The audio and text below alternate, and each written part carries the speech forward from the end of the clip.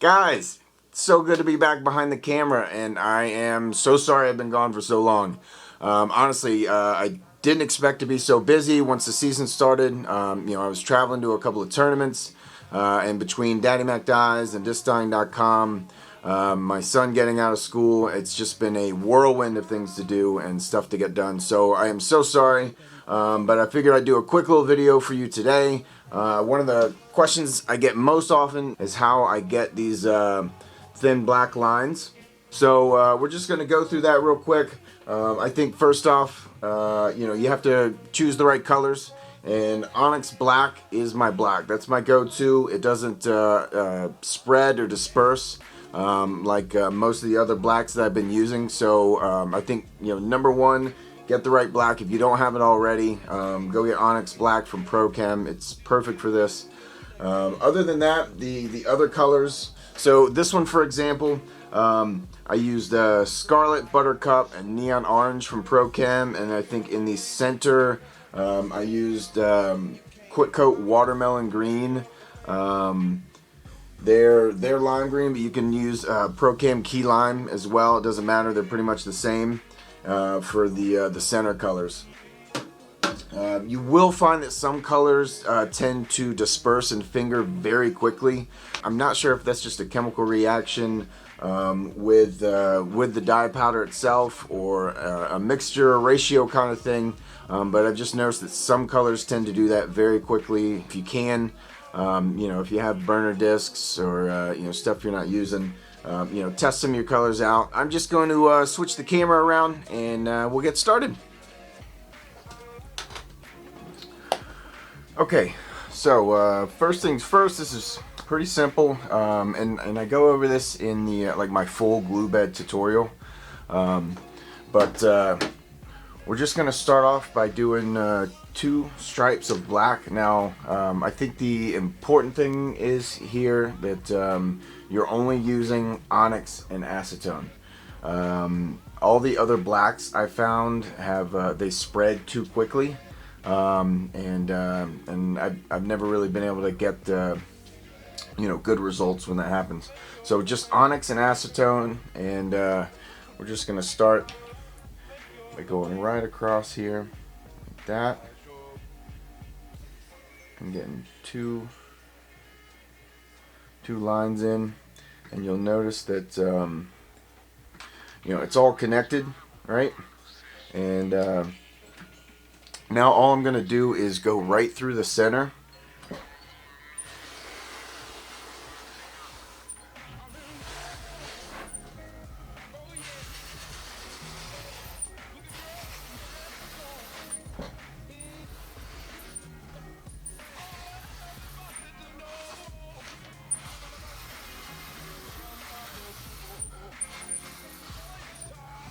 And the outside.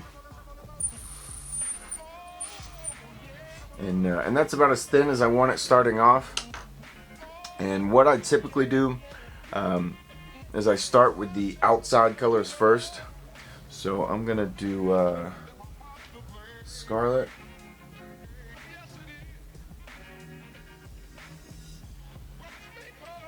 and I'm gonna come back in with Buttercup.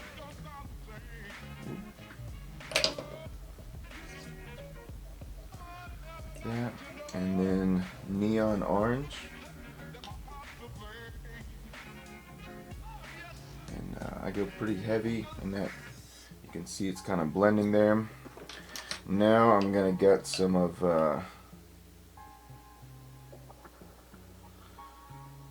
this watermelon. I think it's watermelon green. Let me double check that for you. Yeah, watermelon green from Quick Coat, and you can see each color is pressing against each other.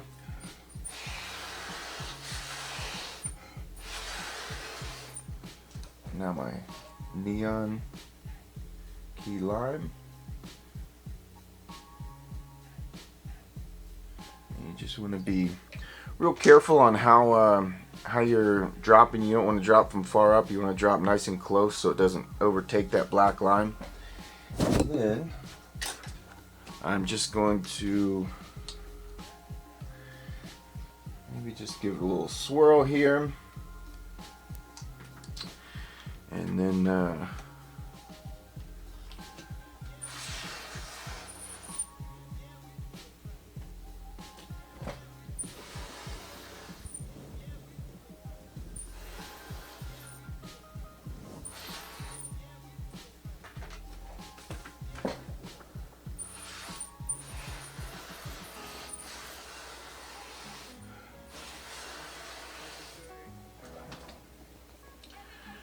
we're just gonna drop the disc in,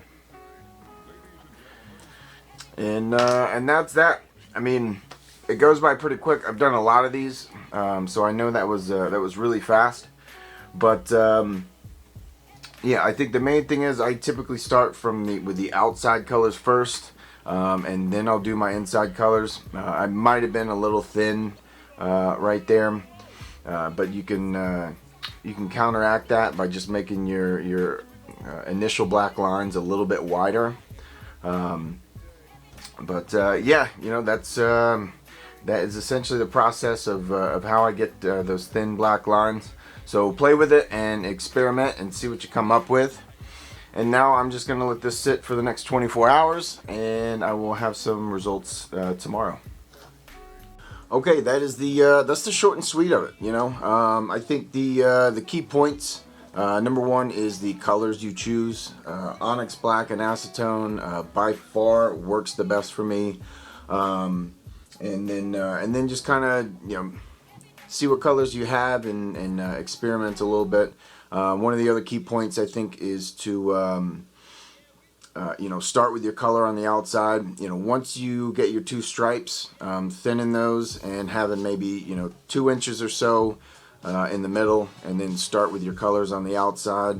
I've noticed what that does is it helps kind of keep the black from spreading out and pushes it in.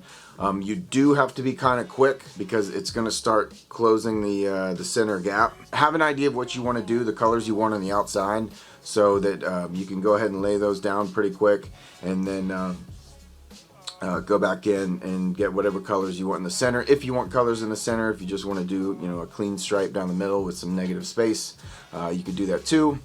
But yeah, those are some of the key points, I think. And yeah, I'm gonna let this sit for the next 24 hours, like I said, and we'll see what it looks like tomorrow.